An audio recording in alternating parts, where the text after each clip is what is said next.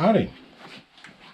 Well, what you're looking at here is a Lee Enfield Mark IV number 2 made in November of 1954, it says.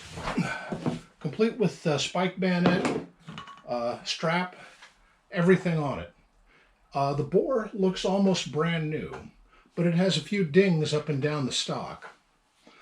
And the butt plate here is made of brass, which I find quite interesting.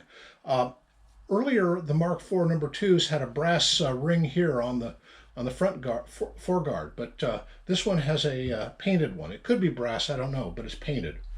But this was called the Irish contract, or the Irish Enfield, mainly issued to the boys who were serving in Northern Ireland. And it's a beautiful little thing. I mean, for what it is. I had the devil of a time taking the bolt out and figuring out how to put it back in again. Was looking through this book to get an idea of how to do it. Excellent book, by the way. And it, I need to. I was looking at this, thinking about it, because as soon as my cousin gets non-laid up, one of the things I want to do is take this out and shoot it.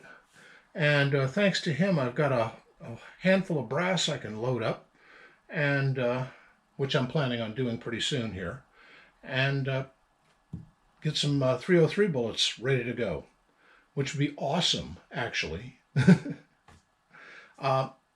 Just buying 303 is kind of a problem these days, but it's nice to have contacts, you know. Anyway, it's nothing fancy, just an old 303. I've been doing so much on black powder lately. I thought I'd get back into my milsurp roots a bit. I was really into milsurp before I got into black powder. My cousin Don got me into black powder. I mean, he got me in. I got hooked bad. Let's put it that way. But it's a good addiction. The smell of black powder is wonderful. I make my own, by the way, and I know people think it's the stinkiest stuff on earth, but no. Pyrodex is the stinkiest stuff on earth, and it's god awful to get it off of things. You get it into the bore of a gun, and no matter how many times you swab it, no matter what kind of cleaner you use, you will still be pulling Pyrodex crud out of that thing months after you've shot it that way. It's an awful thing. I prefer black powder, pure, honest black powder to Pyrodex. The 777's not bad, but Pyrodex, no. I've got a couple of cans of it, but they'll stay on the shelf for, well, ever. Just my opinion. But this came with everything included, and I thought that was kind of cool. This frog is made of canvas, and so's this strap. So I guess it's, though this is blue.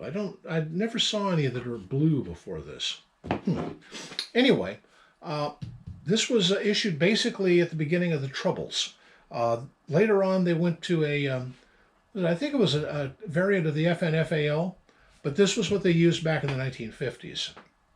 And it's a good old workhorse. This goes back various Lee Enfields. Well, hell, the going back to the Lee Medford, this goes back to the campaigns in Khartoum, in the Sudan. I mean, not exactly a Lee Enfield, but the Lee pattern rifle has been with England since, I'd say the 1880s, 1870s, something like that. And it's this was a rifle like this was what they got into after they got rid of the old what's it called there, the falling blocks, full first bolt action. The Lee Medford, the real difference between a Lee Medford and a Lee Enfield is this stripper clip here. You could throw a stripper clip into this feeder and load it up right quick. A Medford, you had to feed it one round at a time. You know, other than that, I mean, you could, if they'd just made a couple of mill cuts here, the Lee Medford would have probably gone on in service a little bit longer. But if I'm wrong about that, I'm sure that the comments will be there to rage about it for a while. But just something I've read about. Anyway, I think it was, I got a screaming deal on this. Honest, I got a screaming deal. The guy I bought it from was distracted, and it had just come in, and it was in the I just bought it rack, and I said, how much? And he was looking at something else, and he said, 500, and I said, sold. I mean, I didn't really ask. I just said sold, and plopped down $100, and then went out to the bank to get the rest of it because I didn't have it on me. But I thought I better buy it now. And after he was finished with his paperwork and stuff, this is my buddy who's a gun dealer in town, and I came back in a little later with the money, and he says, you stole that from me. And I said, yeah, I know, I know, but it's a good thing.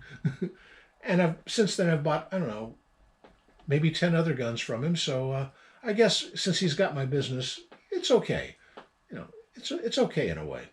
You know, I'm a nut about milsurps. I love milsurps. I have so many, and I would love to get so many more.